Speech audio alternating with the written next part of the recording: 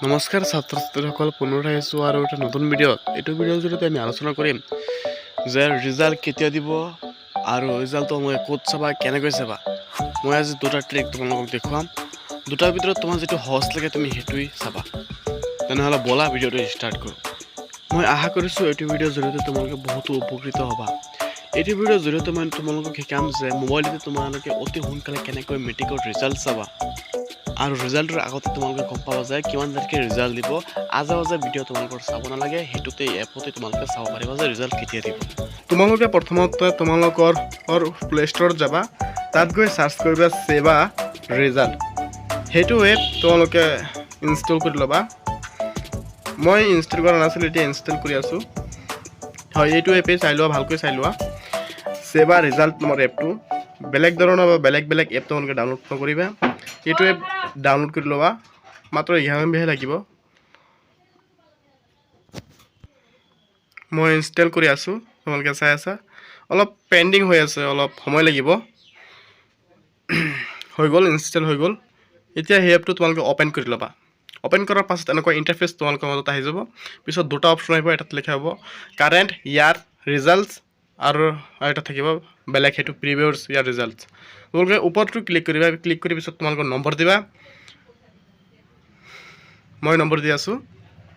এতিয়া নাম দিবা, পিছত what do you want to study, তুমি কোনটো ক্লাছত পঢ়া, কোনটো ক্লাছৰ ৰিজাল্ট বিচাৰি আছে সেইটো ক্লাছ দিবা। যদি 10 হয়, 10, 11 বা 12 হয় তেনেহ'লে সেইটো দিবা। তোমাৰ যিটো ক্লাছৰ ৰিজাল্ট বিচাৰি আছে সেইটো ক্লাছে দিবা।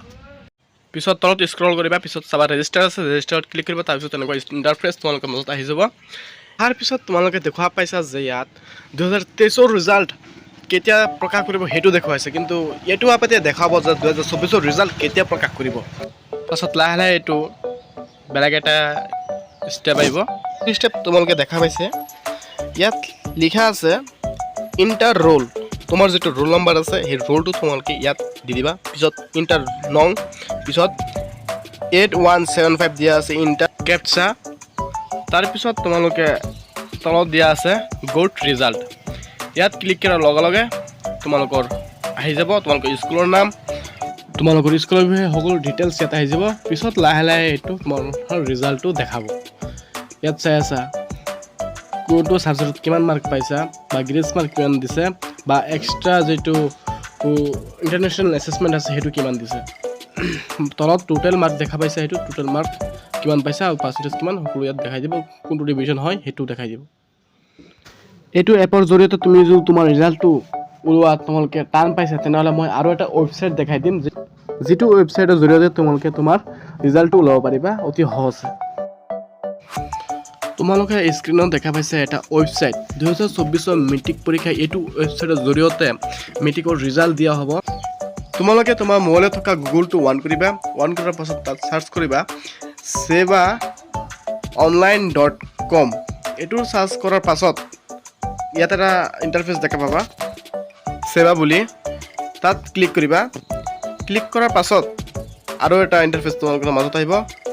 তাৰ পৰা তুমি HSLC 2024 সেইটো ক্লিক কৰিবা। ক্লিক কৰাৰ পাছত তাত আহিব স্কুল নেম, তোমাৰ ৰেজিষ্ট্ৰেশ্যন নাম্বাৰ, সকলো ডিটেইলছ দিয়াৰ পাছত তোমাৰ ৰিজাল্টটো অতি সোনকালে তুমি পাবা। ইয়াৰ পৰাই অতি সহজে পাবা। মই দুটা ট্ৰিক তোমালোকক দেখাই দিছোঁ, তোমাৰ যিটো সহজ লাগে তুমি সেইটোৱেই এপ্লাই কৰিব পাৰা।